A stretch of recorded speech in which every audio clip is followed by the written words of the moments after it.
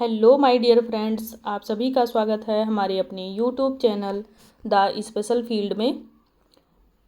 आज से आप सभी लोगों का ब्रेल का सेशन स्टार्ट किया जा रहा है, जिसमें हम सभी लोग सबसे पहले ब्रेल से परिचय करेंगे।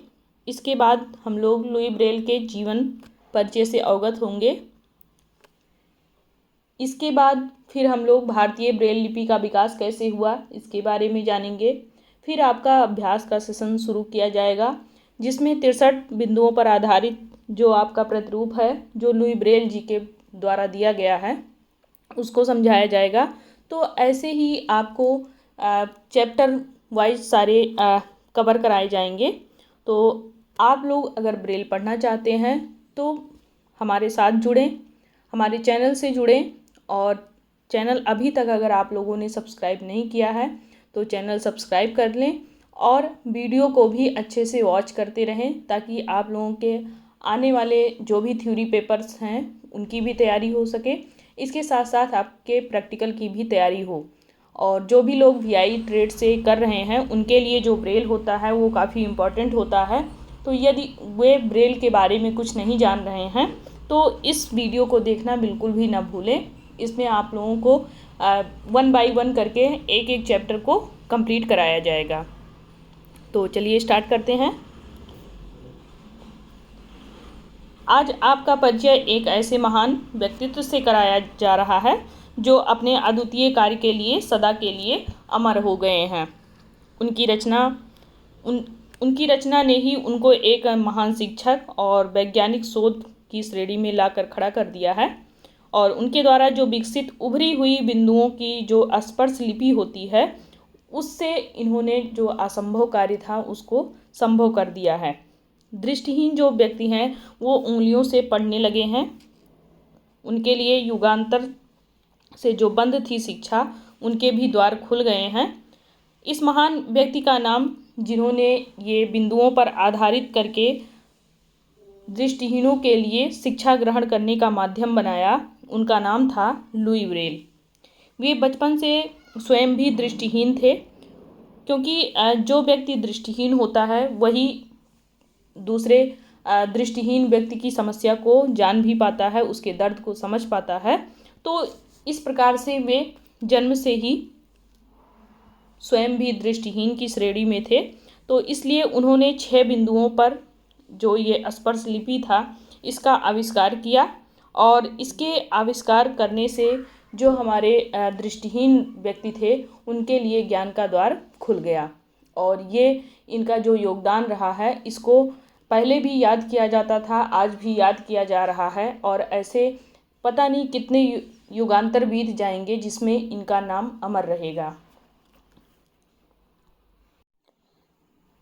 अगर हम आगे बात करें कि ब्रेल का उद्देश्य क्या होता है, तो ब्रेल का उद्देश्य होता है कि लुई ब्रेल के स्वभाव से उनको परिचित कराना, उनके गुण, उनके जीवन में जो मुख्य उतार चढ़ाव थे उनसे परिचित कराना, और जो विश्व को उन्होंने योगदान दिया है इसकी जानकारी सभी को देना। अगला ब्रेल का उद्देश्य ये होता है कि ब्रेल लिपि का जो उद्गम हुआ है उसको भी इससे अवगत कराएं, या जो भी हमारे दृष्टिहीन व्यक्ति हैं उनको ब्रेल लिपि का जो उद्गम प्रक्रिया है उससे उनको अवगत रखें। अगला है ब्रेल लिपि के प्रसार और सर्वमान्यता के बारे में जानकारी उपलब्ध कराना। ये हमारे ब्रेल लिपि का ही उद्देश्य होता है। और 7 पंक्तियों के 63 ब्रेल बिंदुओं के जो प्रारूप दिए गए हैं लुई ब्रेल के द्वारा, उस चीज़ को प्रचार प्रसार में लाना, ताकि जो हमारे दृष्टिहीन व्यक्ति हैं वो इसके माध्यम से पढ़ना लिखना सीख सकें।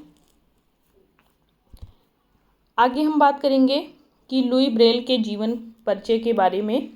इनके जीवन में कैसे उतार चढ़ाव रहे, विश्व में इन्होंने क्या योगदान दिया जो इस तरीके से ये प्रसिद्ध हो गए। तो चलिए इनके जीवन परिचय के बारे में हम लोग जानते हैं।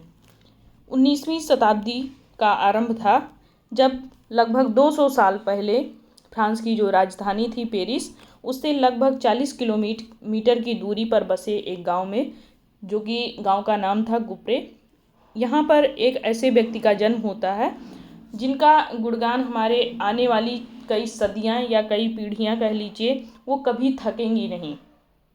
क्योंकि ये इन्होंने ऐसा धरोहर दिया है जो हमारे विकलांग यानी कि दृष्टिहीन व्यक्तियों के लिए वो अमर रहेगा। उसको कभी भी झुठलाया नहीं जा सकता है, ना ही उसको कभी ख़त्म किया जा सकता है, क्योंकि उसी के माध्यम से जो हमारे दृष्टिहीन व्यक्ति होते हैं वो पढ़ना लिखना या शिक्षा ग्रहण करके, प्रशिक्षण ग्रहण करके वो आगे अपना जीवन यापन कर पाते हैं।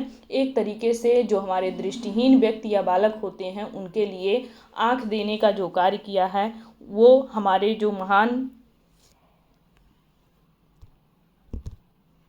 व्यक्तित्व हैं उनका नाम है लुई ब्रेल। इनका जन्म जो हुआ था वो 4 जनवरी 1809 को हुआ था। इनके जो पिता थे, इनके पिताजी का नाम साइमन ब्रेल था। साइमन, यहाँ इसमें इनके पिताजी का नाम नहीं दिया गया है तो आप लोग अलग से लिख लें। इनके पिताजी का नाम साइमन ब्रेल था। ये पेशे से एक चर्मकार थे और इनकी जीन बनाने की दुकान थी। जीन का मतलब जो घोड़े पर प्रयोग किया जाता है, जो घोड़े के ऊपर रखा जाता है, जिस पर लोग बैठते हैं, उसको जीन बोलते हैं। छोटा जो लुई थे यानी कि लुई ब्रेल जो थे वो बचपन में हमेशा अपने पिताजी के साथ उनकी दुकान पर बैठते थे और वहाँ पर जो काम हो रहा होता था उसको वो हमेशा देखा करते थे। एक दिन क्या हुआ कि लुई जी के जो पिताजी थे वो अपने काम में मगन थे, वो काम कर रहे थे और इन पर उनका ध्यान नहीं गया। इस अवसर का लाभ उठा करके ये लुई ब्रेल जी क्या करते हैं कि जो भी वहाँ पर औजार से कार्य किया जा रहा होता है, चर्मकार की दुकान में बहुत सारे औजार होते हैं जहाँ पर सूजे का प्रयोग किया जाता है या नुकीली नुकीली चीज़ों का प्रयोग किया जाता है, जो छेद करने, सिलने, ऐसे बहुत सारे कार्यों में वो उपयोग किया जाता है। तो ऐसे बहुत सारे वहाँ पर औजार रखे होते हैं। वे क्या करते हैं कि उन औजारों से खेलना प्रारंभ करते हैं। खेलते खेलते क्या होता है कि वो उसमें इतना ज़्यादा लीन रहते हैं खेलने में कि वो किसी और चीज़ को नहीं टच करते हैं, सिर्फ उन्हीं औजारों से ही खेल रहे होते हैं। ऐसे में उनके जो पिताजी वहाँ पर कार्य कर रहे होते हैं उनकी नज़र बिल्कुल भी अपने बच्चे पर नहीं पड़ती है। लेकिन यहाँ पर नियति का कुछ और ही होना लिखा था। तो खेलते खेलते क्या होता है कि उन्हीं औजारों में से एक औजार जो होता है वो उनके आँख में जा कर के लग जाता है, जो कि आँख में एक घाव के तरीके से बन जाता है और बहुत सारा खून वहाँ पे बहने लगता है। और वो नुकीली होता है तो थोड़ा सा वो आँख के पास अगर लगा तो वहाँ से आप जान ही सकते हैं, जाहिर सी बात है कि वहाँ से काफ़ी सारा ब्लड बहेगा। और जब ऐसे में खून बहने लगता है तो उस समय के जो भी प्रचलित डॉक्टर होते हैं या तरीके होते हैं उस समय के, उन सभी तरीकों को वहाँ पर आजमाया जाता है आँख के इलाज के लिए। इसके साथ साथ कुछ चिकित्सक होते हैं, उनको भी जो साइमन ब्रेल जी होते हैं, लुई ब्रेल जी को ले जा कर के वहाँ पर दिखाते हैं, लेकिन किसी भी प्रकार से उसको ठीक नहीं किया जा सकता था, क्योंकि आँख में इतना ज़्यादा घाव हो जाता है कि वो फिर संभालने के कगार में नहीं होता है। डॉक्टर लोग भी जवाब दे देते हैं, चिकित्सक वहाँ पर जवाब दे देते हैं और ऐसा भी कोई चीज़ नहीं होता है कि वहाँ पर ऑपरेशन करवा दें या फिर कोई अन्य प्रक्रिया करके लुई ब्रेल जी को ठीक किया जा सकता हो। तो ऐसे में क्या होता है कि एक तरीके से मान लीजिए कि दुर्भाग्य ही होता है उनका कि उनके एक आँख की जो रोशनी होती है वो चली जाती है। कुछ समय बीतता जाता है, इसका असर उनकी दूसरी आँख पे भी फिर पड़ने लगता है, क्योंकि एक आँख का अगर उनके रोशनी चली गई है तो फिर दूसरे आँख की भी रोशनी धीरे धीरे वहाँ पर जाना थोड़ा सा लाजमी होता है, क्योंकि जो उनके दूसरे आँख पर असर होता है वो काफ़ी ज़्यादा उस पर प्रेशर भी पड़ता है और एक आँख की अगर रोशनी नहीं है तो उसका इफेक्ट दूसरे आँख पे भी उसका असर जाता है और देखने को मिलता है। तो ऐसे में क्या होता है कि धीरे धीरे दूसरे आँख की भी रोशनी चली जाती है और पूर्ण रूप से वो ब्लाइंड हो जाते हैं। उस समय अगर हम बात करें तो उनकी जो उम्र होती है वो लगभग 3 वर्ष की होती है, अर्थात लुई ब्रेल जी उस समय 3 साल के होते हैं जब ये घटना उनके साथ में घटती है। लुई ब्रेल के जो पिता जो जी थे वो काफ़ी प्रगतिशील विचारों के थे। वे लुई को ऐसे ही घर पर पड़ा रहने नहीं देना चाहते थे, तो उसके लिए उन्होंने क्या किया कि लुई ब्रेल जी के लिए उचित शिक्षा देना प्रारंभ किया और घर पर ही उन्होंने शिक्षा देना प्रारंभ किया। तो किसी किसी प्रशिक्षण प्राप्त शिक्षक के माध्यम से, या कह लीजिए ट्यूशन जो पढ़ाने आते हैं उनके माध्यम से उनको ट्रेन कर करके उनको शिक्षा देना प्रारंभ किया। लेकिन इस गांव में लुई की जो शिक्षा थी वो उसकी एक तरीके से उचित व्यवस्था नहीं हो पा रही थी। इसलिए उन्होंने गांव के जो चर्च में वहाँ के आचार्य थे उनके पास ये भेजना शुरू किए कि लुई उनसे कुछ बातें सीख पाएंगे या कुछ डीएलएस सीख पाएंगे। वहाँ लुई ने जीवन की कुछ सामान्य और आवश्यक जो बातें थीं उसको तो वहाँ पे उन्होंने ग्रहण किया ही। जबकि लुई 10 साल के जब होते गए तब उनके पिता को ये जानकारी मिली कि वहाँ पेरिस में एक विद्यालय है जो कि लगभग उनके गांव से 40 किलोमीटर दूर था। तो वो एक पाठशाला है जहाँ पर दृष्टिहीन व्यक्तियों को या बालकों को शिक्षा दिया जाता है। तो ऐसे में वो क्या करते हैं कि लुई ब्रेल जी का दाखिला वहाँ पर करवाने के लिए लेकर जाते हैं। जो पाठशाला था वो संसार का कह लीजिए या विश्व का कह लीजिए, वो सबसे पहला ऐसा विद्यालय था जहाँ पर दृष्टिहीनों की शिक्षा व्यवस्था थी वहाँ पर, जिसका नाम था इंस्टीट्यूट नेशनल दास जेनेस एविगेल्स, अर्थात अंध बालकों के लिए राष्ट्रीय संस्था। तो ये एक सरकारी पाठशाला थी जो कि अंध विद्यालय के रूप में था, और जो दृष्टिहीन व्यक्ति थे उनके लिए ये विद्यालय खोला गया था। और इस विद्यालय को किसने खोला था? वैलेंटाइन हॉय ने खोला था, और ये 1784 ईस्वी में इन्होंने इसको प्रारंभ किया था। इस पाठशाला में जो लुई ब्रेल की शिक्षा थी वो लगभग 15 फरवरी 1819 से शुरू हो गई थी। वहाँ पर लुई जो थे वो काफ़ी तीव्र बुद्धि वाले थे। वे जल्दी ही कोई भी बात अगर उनको समझाना चाह रहे हों तो वो बात वो अच्छे से और जल्दी समझ जाते थे। पाठशाला में वे सभी के चहेते विद्यार्थी भी बन गए थे, क्योंकि वहाँ पर जितने भी विद्यार्थी थे वे लुई को काफ़ी पसंद करते थे। क्योंकि लुई ब्रेल जो थे वे लगभग स्वभाव से बहुत ही विनम्र थे। ऐसे काफ़ी समय बीतता गया। लगभग लुई ब्रेल जब 11-12 साल के हो गए तब एक महत्वपूर्ण घटना उनके साथ में घटी। एक चार्ल्स बार्बियर नाम के फ्रांसीसी सेनाधिकारी उनकी पाठशाला में आए, और वो किसी कारणवश ही आए थे उस पाठशाला में। तो वे युद्ध के समय में जो उनके और भी सेना थे या कह लीजिए साथी थे, उनको गुप्त संदेश देते थे। तो वो गुप्त संदेश का जो आदान प्रदान होता था वो कुछ उभरी हुई बिंदुओं के आधार पर या कह लीजिए कोड लिपि के आधार पर वे अपने संदेश को उन सेनाओं तक पहुंचाते थे, और उन सेनाओं से जो भी उन्हें सूचना लेनी होती थी वे कोड के माध्यम से ही उस सूचना को लेते थे। तो उन्होंने क्या किया कि वहाँ पर देखा कि जितने भी विद्यार्थी हैं वे अंधे हैं और उनको पढ़ने लिखने में समस्या हो रही है। तो ऐसे में वे क्या करते हैं कि इस बात को उस पाठशाला में चर्चा करते हैं, अर्थात वहाँ पर बताते हैं कि हम कैसे कोई अगर संदेश भेजना हो अपनी सेना को तो उसको कोड भाषा में कैसे हम बताते हैं।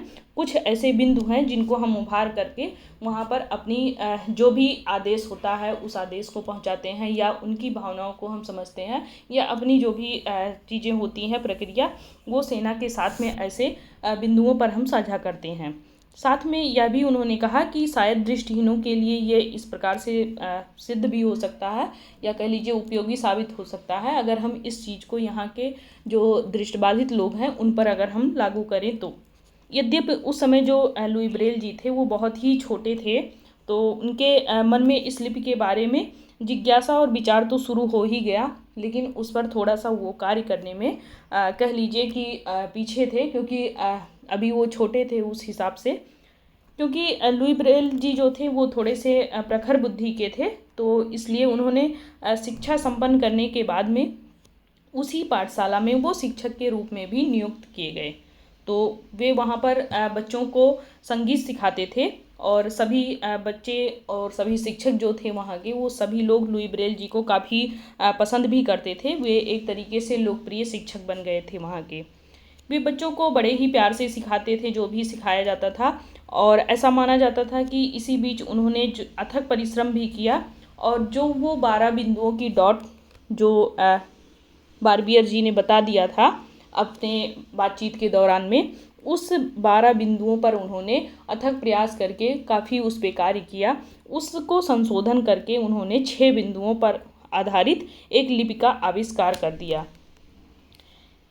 सन 1829 में उन्होंने इस लिपि की पूरी जो रूपरेखा थी उसको सार्वजनिक तौर पर इन्होंने प्रकाशित किया।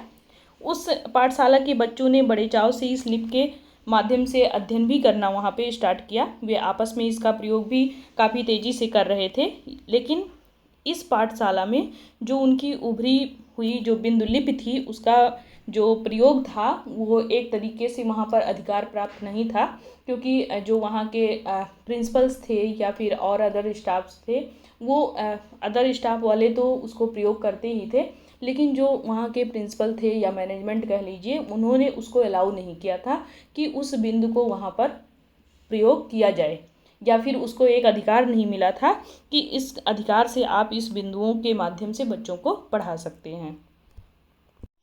लेकिन फिर भी वहाँ पर जितने भी दृष्टिहीन व्यक्ति थे उन सभी के मतों के अनुसार ये जो लिपि का प्रयोग था वो लिपि का प्रयोग वहाँ पर होना स्टार्ट हो गया था।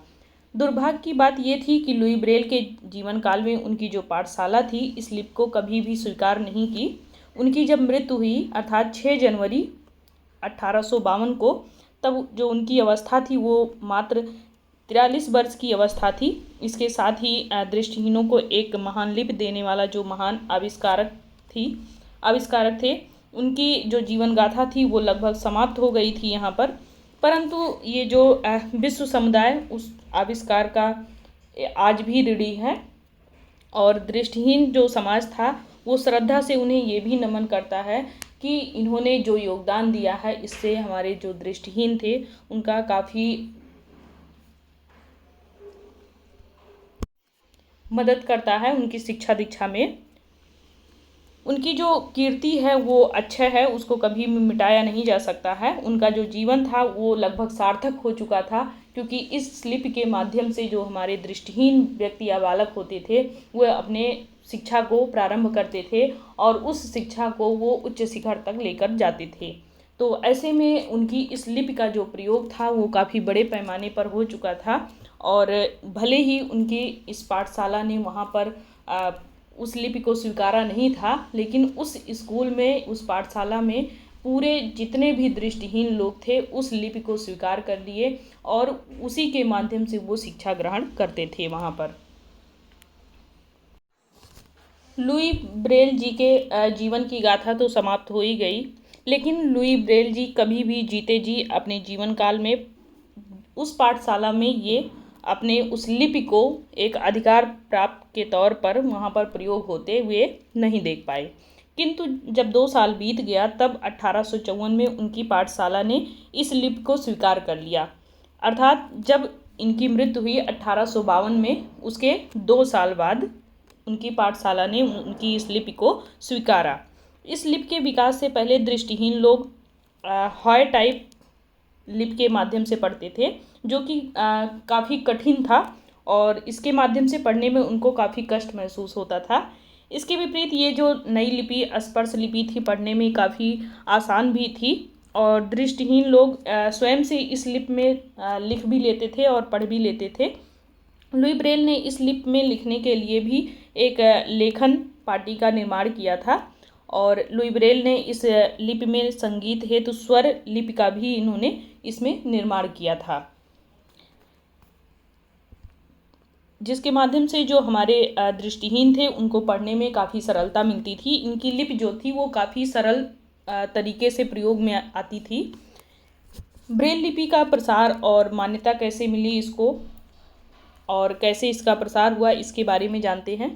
लुई ब्रेल की जो मृत्यु थी वो 100 साल बाद लगभग उनकी मृत्यु के 100 साल बाद लगभग 1952 में, जहां विश्व के दृष्टिहीन समुदाय ने इनकी अमूल निधि या ब्रेल लिपि को बहुत बड़े पैमाने पर प्रयोग करना शुरू कर दिया था, तब उस समय पर फ्रांसीसी सरकार ने इनके देहावसान के बाद, या कह लीजिए कि इनकी मृत्यु के बाद लगभग 100 साल बाद इनके जो गांव थे, उस गांव में जहां पर इनके समाधि को बनाया गया था, उस समाधि से इनके जो भी शरीर का अवशेष बचा था उसको निकाल करके उस शमशान भूमि से पेरिस के एक पैथियान में लेकर आए और वहाँ पर उनको स्थापित किया और उनको एक महान व्यक्तित्व की समाधि के रूप में वहाँ पर स्थान देकर वहाँ पे सम्मानित किया गया। कि उनके मृत्यु के लगभग 100 सालों के बाद में ऐसा किया गया, जो कि आप जानते हैं कि किसी भी महान पुरुषों के साथ में ऐसा नहीं किया गया है। और ये काफ़ी अनोखा इनका जीवन परिचय है कि किसी की मृत्यु के बाद अगर 100 साल बाद उसको सम्मानित किया जाए तो बहुत ही गर्व की बात होती है। ऐसे में जहाँ पर लुई ब्रेल जी पैदा हुए थे, अर्थात पेरिस से दूर जो 40 किलोमीटर दूर कुप्रे गांव था, वहाँ के गांव के लोग भी अपने आप को काफ़ी गौरवान्वित महसूस करने लगे कि एकमात्र ऐसे व्यक्ति जिन्होंने पूरे विश्व पर राज कर लिया अपनी इस 6 बिंदुओं पर आधारित जो इन्होंने ब्रेल लिपि बनाई इसके द्वारा।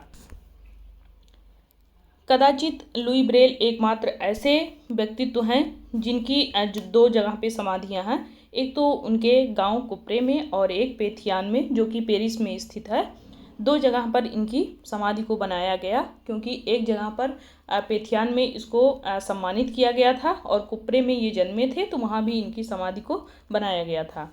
इतना ही नहीं, स्मारक के रूप में कुप्रे के ग्राम चौक में उनकी पाषाण मूर्ति तथा ब्रेल परिवार के घर में ब्रेल संग्रहालय की भी स्थापना की गई। मतलब जहाँ पर जिस घर में ये जन्मे थे उसको पूरा ब्रेल संग्रहालय बना दिया गया। और फ्रांस के बाद दुनिया के अन्य देशों में भी दृष्टिहीन लोग इस लिपि का जो प्रयोग था उस प्रयोग को करने लगे थे, क्योंकि केवल फ्रांस में ही इसका चलन नहीं था, बाकी अन्य देशों के लोग भी इस लिपि का प्रयोग करने लगे थे। इस लिपि की लोकप्रियता दिन पर दिन बढ़ती चली गई और इसी बीच लिपि का नाम इनके आविष्कारक के नाम यानी कि इनके लुई ब्रेल यानी कि जो इनका जाति था उस जाति के आधार पर इसको स्वीकार किया गया और इसको ब्रेल लिपि नाम दिया गया।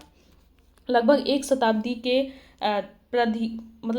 शताब्दी बीत जाने के बाद विवादों और संगोष्ठियों के पश्चात लगभग 1932 में ब्रेल लिपि को पूरे विश्व के द्वारा मान्यता दे दी गई, जिसे दुनिया के दृष्टिबाधित जो लोग थे वे शिक्षण का एक महत्वपूर्ण माध्यम मानने लगे। और पूरे विश्व में हर एक देश के अंदर जितनी भी जगहें थी जहाँ भी दृष्टिहीन लोग थे वहाँ सभी जगहों पर अगर किसी के माध्यम से वहाँ पर शिक्षा ग्रहण कराया जाता था तो वो क्या था, ब्रेल लिपि था, स्पर्श का माध्यम था जिसके माध्यम से वहाँ पर दृष्टिहीनों को शिक्षा दिया जाने लगा।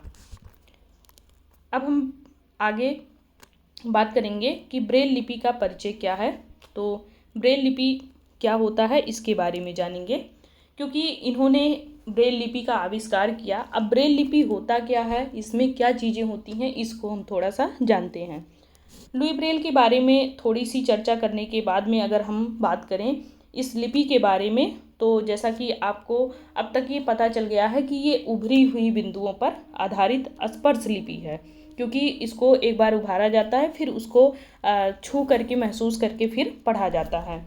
दृष्टिहीन व्यक्ति उचित प्रशिक्षण के बाद अपनी उंगलियों के माध्यम से स्पर्श के माध्यम से या फिर उनके स्पर्श शक्ति के माध्यम से ये उन 6 बिंदुओं के जो शेप्स बने होते हैं उन शेप्स के माध्यम से पढ़ना स्टार्ट करते हैं। प्रत्येक जो ब्रेल कोष्ठ में कुल 6 बिंदु होते हैं और ये 6 बिंदु खड़ी 2 पंक्तियों में स्थित होते हैं। प्रत्येक पंक्ति में 3 बिंदु होते हैं, जैसा कि आप यहाँ पर देख सकते हैं। ये आप 6 बिंदुओं पर आधारित इनकी जो ब्रेल लिपि है इसी पर पूरा डिपेंड होता है, अर्थात इस तरीके से 6 बिंदुएं बनी होती हैं जिनके माध्यम से पूरे विश्व की जितनी भी भाषा होती है सब इसी के माध्यम से पढ़ा जाता है। इन 6 बिंदुओं की सहायता से हम दुनिया का कोई भी भाषा लिपि हो उसको हम लिख सकते हैं, पढ़ सकते हैं, और उसका जो विभिन्न रूप है या प्रारूप है या अक्षर हैं उनको अलग अलग तरीके से हम जान भी सकते हैं। और विराम जो चिन्ह होते हैं या और भी जो चिन्ह होते हैं, इन सभी को हम ब्रेल लिपि के माध्यम से पढ़ सकते हैं, जान सकते हैं, लिख सकते हैं उसको। लुई ब्रेल जी, जिन्होंने 7 पंक्तियों वाली पद्धति का आविष्कार किया, इन उभरी हुई बिंदुओं से बने कुल लगभग 63 प्रतिरूप थे जिसे लुई ब्रेल जी ने दिया, जो कि दृष्टिहीनों के लिए ज्ञान का द्वार खोलती है। आपकी जानकारी के लिए इस अध्याय के अंत में 7 पंक्तियों में 6 बिंदुओं से बनने वाली कुल 63 संरचनाओं का प्रारूप दिया गया है, जो आप लोगों को बाद में बताया भी जाएगा। ब्रेल लिपि जो होती है वो सीखने की सुविधा के लिए ब्रेल कोष्ठ के 6 बिंदुओं को अनुक्रम दिए गए हैं। जैसे बाएं ओर की खड़ी पंक्ति के ऊपरी बिंदु को 1, उसके नीचे वाले अर्थात बीच वाले बिंदु को 2 और उससे नीचे वाले बिंदु को 3। इसी तरह से जो दाईं ओर की पंक्ति होती है, ऊपर वाले बिंदु को 4, बीच वाले को 5 और सबसे नीचे वाले को 6 के क्रम में गिना जाता है। जैसे आप ये देख सकते हैं, इस तरीके से आपका ब्रेल डॉट्स होता है। इस 6 बिंदुओं में इसको 1 पढ़ा जाता है, इसको 2, इसको 3, इसको 4, ये 5 और ये 6। ये जो होता है आपका पढ़ने के क्रम में होता है और लिखने के क्रम में यही चीज़ उल्टा हो जाता है। ब्रेल लिपि का विकास करते समय लुई ब्रेल ने 2 मुख्य बातों पर बल दिया था, जिसमें एक सरलता से कठिन की ओर का सिद्धांत था और एक बिंदुओं का तर्कनिष्ठ क्रम था। तो ब्रेल लिपि के विकास में इन सिद्धांतों को लुई ब्रेल के द्वारा उचित अनुपालन करके उसमें स्पष्ट किया गया कि ये असामान्य प्रतिभा संपन्न शिक्षक थे, क्योंकि ऐसी पंक्तियों पर सारी भाषाओं को समाहित कर देना एक अद्भुत प्रतिभा थी इनमें, तभी ये ऐसा कर पाए, जिसको पूरा विश्व आज चाहे भाषा हो, चाहे अक्षर हो, स्वर हो, सभी चीज़ इसके माध्यम से सीख सकता है। तो कहीं ना कहीं हम देखें तो इनका एक बहुत अच्छा योगदान रहा है ब्रेल लिपि में। दूसरी पंक्ति में पहली पंक्ति में जो प्रारूप किए गए हैं उनमें बिंदु क्रमांक जो 4 जोड़ा गया है। इस प्रकार से आगे और 10 ब्रेल प्रारूप तैयार हो जाते हैं इसके माध्यम से।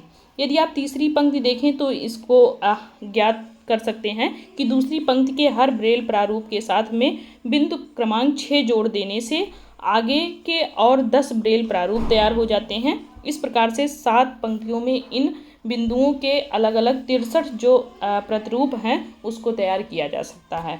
ये बात यहाँ पर जो की गई है ये आपको कम समझ में आया होगा, वो इसलिए क्योंकि ये जो 7 पंक्तियाँ हैं, इन 7 पंक्तियों में जैसे ए से जेड तक है, उसके बाद यहाँ पर and for of the with है, फिर आपका सारे जो सिंबल्स होते हैं वो इसमें दर्शाए गए हैं और कुछ इसमें शॉर्टकट की इसमें यूज किया गया है।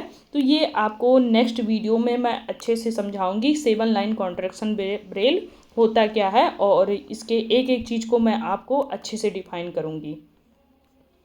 आगे हम बात करेंगे, अगर हम सारांश देखें तो इसमें हमें ये समझ में आता है और ये भी प्राप्त होता है कि इनका जो आविष्कार है ये हमारे लिए कितना उपयोगी है। ये दृष्टिहीनों के लिए भी काफ़ी प्रयोग में है और इसके साथ साथ कुछ सामान्य लोग भी इसके माध्यम से रोजगार परक हो रहे हैं। ऐसे में देखा जाए तो जो लुई ब्रेल ने ये आविष्कार किया है, इसका परिणाम ये है कि लिपि का नाम ही ब्रेल लिपि हो गया है और इससे हम उनको काफ़ी जन्म जन्मांतर तक कह लीजिए या युगों तक याद करने में भी सक्षम रहेंगे। और इनका जो जन्म हुआ था वो आप जानते ही हैं 1809 में हुआ था। इनकी जो मृत्यु हुई थी वो 1852 में हुआ था। इनकी आँख की रोशनी जाने के पश्चात ही इन्होंने इस ब्रेल लिपि को आविष्कार में लिया और इन्होंने ये 7 लाइन कॉन्ट्रैक्शन ब्रेल को आविष्कार किया, जिसपे विश्व की सारी भाषाओं को हम पढ़ लिख सकते हैं। तो इस वीडियो में बस इतना ही। बाकी नेक्स्ट वीडियो में हम 7 लाइन कॉन्ट्रैक्शन ब्रेल, ये 63 प्रतिरूपों पर आधारित है, इसको हम कवर करेंगे। और अभी हमें ये नेक्स्ट चैप्टर ये पढ़ना है कि भारतीय ब्रेल लिपि का विकास कैसे हुआ है, इसके बारे में हम जानेंगे। इसके बाद हम 7 लाइन कॉन्ट्रैक्शन ब्रेल, फिर A to Z, फिर ऐसे ऐसे हम एक एक चैप्टर को कवर करते जाएंगे। तो आप लोगों को अगर वीडियो अच्छी लगी हो तो लाइक करिए, सब्सक्राइब करिए और अपने साथियों को भी शेयर करिए। और इसके साथ साथ आप लोग यदि ब्रेल सीखना चाह रहे हैं तो पूरे मनोयोग से जुड़ जाइए हमारे चैनल से, और एक एक वीडियो को आप वॉच करिए। यहाँ से आपको उम्मीद है कि जो आप ब्रेल में सीखना चाह रहे होंगे सब कुछ यहाँ से आपको मिलेगा। तो तब तक के लिए बाय बाय, टेक केयर।